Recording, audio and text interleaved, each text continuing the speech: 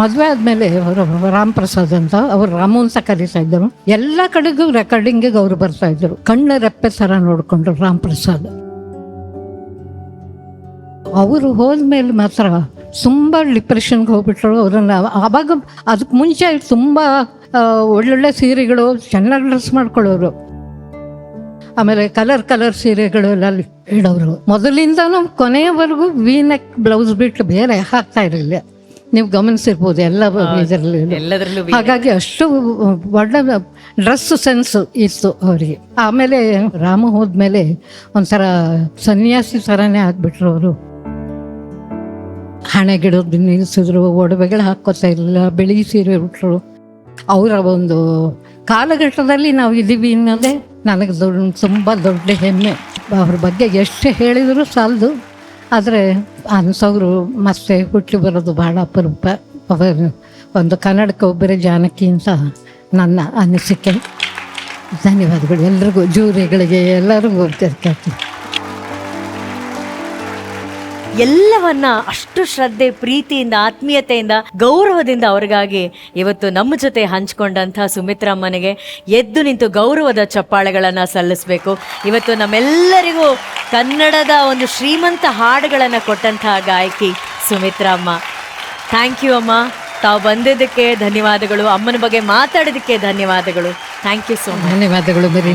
Thank you. ಮತ್ತೊಮ್ಮೆ ಎಲ್ರಿಗೂ ಧನ್ಯವಾದಗಳು. ನಮಸ್ಕಾರ. ಥ್ಯಾಂಕ್ ಯು ಅಮ್ಮ.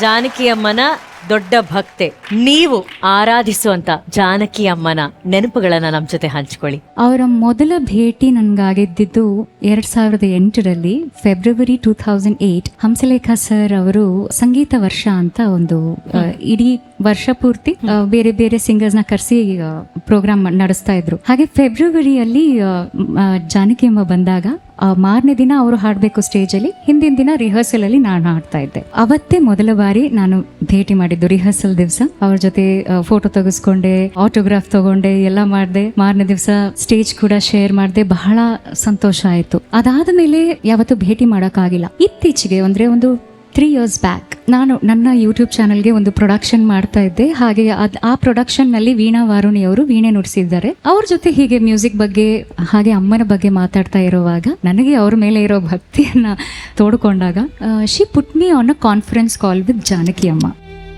ಅದು ಒಂದು ಬ್ರೀಫ್ ಇಂಟರಾಕ್ಷನ್ ಆಗಿತ್ತು ಅಷ್ಟೇ. ನನಗೆ ಕೈ ಕಾಲು ನಡಕ, ಅವ್ರ ಹತ್ರ ಏನ್ ಮಾತಾಡ್ಬೇಕಂತ ಅವಾಗ ಗೊತ್ತಾಗಲಿಲ್ಲ. ಬಟ್ ಅದಾದ ಮೇಲೆ I think after lunch Janaki ಅಮ್ಮ ನನಗೆ ಮತ್ತೆ ಕಾಲ್ ಮಾಡಿದ್ರು. 10 ನಿಮಿಷ 59 ಸೆಕೆಂಡ್ಗಳು ಇದೆ ಆ ಕಾಲ್.